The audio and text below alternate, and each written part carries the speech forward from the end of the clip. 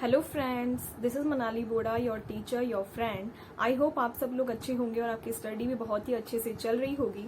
तो फ्रेंड्स, हम स्टैंडर्ड और ऑडिटिंग का रिवीजन कर रहे थे और आज जो स्टैंडर्ड हम रिवाइज करने वाले हैं वो है acid 300, planning and audit of financial statement. तो यहाँ पर 300 सीरीज से क्या होता है, प्लानिंग की स्टार्टिंग होती है। मतलब ऑडिट स्टार्ट करने से पहले उसको प्लान तो करना पड़ेगा ना, क्योंकि फ्रेंड्स अगर हम कोई प्लान वे में काम नहीं करते हैं तो उसमें टाइम भी ज्यादा लगेगा, साथ में हमें डायरेक्शन भी पता नहीं होगी तो एफर्ट्स भी ज्यादा लगेंगे। इसलिए ऑडिटर को भी क्या करना होता है, प्लानिंग करनी होती है। अब यहाँ पर 2 वर्ड्स आते हैं, एक होती है स्ट्रेटजी, एक होती है प्लानिंग। स्ट्रेटजी लॉन्ग टर्म के लिए होती है और इसका स्कोप इतना वाइडर नहीं होता, लेकिन प्लान का स्कोप वाइडर होता है। कैसे? जैसे हमें 1 साल बाद यहाँ तक पहुंचना है, ये हमारी स्ट्रेटजी है। लेकिन कैसे पहुंचना है, उसके लिए हमें शॉर्ट टर्म प्लान्स बनाने पड़ेंगे, गोल्स बनाने पड़ेंगे, उनको हम क्या बोलते हैं, प्लान। तो प्लान का जो स्कोप है वो वाइडर होता है। अब यहाँ पर ऑडिटर क्या करेगा, प्लानिंग करेगा।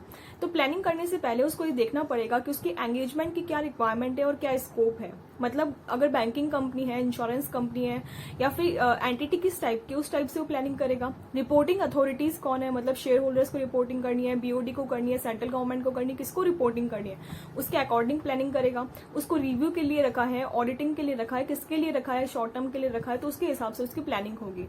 इसके बाद में उसको क्या करना पड़ेगा, अपने रिसोर्सेज देखने पड़ेंगे। मतलब कि उसके पास में टाइम कितना है, उसके पास में मैन पावर कितना है, उसके पास में कितना कॉस्ट है, उसके अकॉर्डिंग वो प्लान करेगा। ठीक है, तो इस टाइप से प्लानिंग के लिए ये सब चीजें सोचेगा।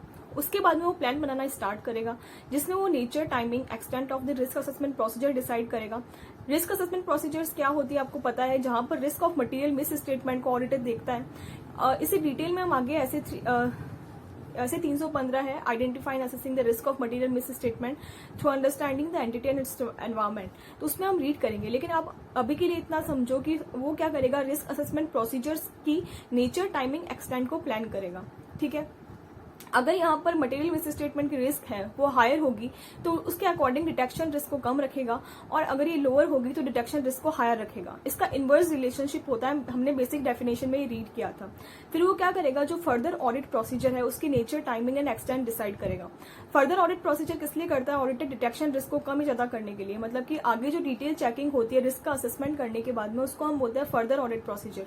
ये हम 500 सीरीज में रीड करेंगे। ठीक है, फिर जो अदर ऑडिट प्रोसीजर्स है, इनके अलावा अगर कोई लगानी है, जैसे कि अगर एंटिटी पे लॉ और रेगुलेशन कौन से अप्लाई हो रहे हैं उनको चेक करने के लिए, या फिर किसी भी अदर पर्पज से जो भी लगाई जाती है, इसके अलावा जो भी ऑडिट प्रोसीजर्स होगी उसकी एंटी भी डिसाइड करेगा। इस टाइप से वो प्लान बनाएगा प्रॉपर, उसके बाद में वो ऑडिट स्टार्ट करेगा। अब इस ऑडिट प्लान के अंदर कुछ चेंजेस हो सकते हैं क्या ड्यूरिंग द ऑडिट, तो इसका आंसर है हाँ। प्लान हमेशा जैसा बनाया वैसा नहीं रह सकता। अगर उसको कोई अनएक्सपेक्टेड सर्कमस्टांसेस आ गए या फिर कुछ उसको अनयूजुअल ट्रांजैक्शन मिल गए, उसकी वजह से उसको लगा कि यहाँ पर ज्यादा चेकिंग होनी चाहिए। जैसे उसने 1% सैम्पलिंग की और 1% ट्रांजेक्शन उसने सेलेक्ट किए, पर उसको इतने लॉट्स ऑफ एरर मिल गए कि उसको लगा कि मुझे अपना प्लान है वो चेंज करना पड़ेगा इसके रिगार्डिंग, तो उसके अकॉर्डिंग प्लान है वो चेंज हो सकता है। ठीक है, तो इस प्लान को डॉक्यूमेंट कर लेगा, उसके अकॉर्डिंग वो अपना वर्क करेगा। ठीक है, तो इसके साथ ही हमारा ये ऐसे कंप्लीट होता है। आई होप आपको अच्छा लगा होगा। अगर अच्छा लगा तो लाइक, शेयर एंड सब्सक्राइब जरूर करना और मुझे कमेंट करके जरूर बताना आपको कैसा लगा। तो मिलते हैं नेक्स्ट रिवीजन लेक्चर में। Thank you.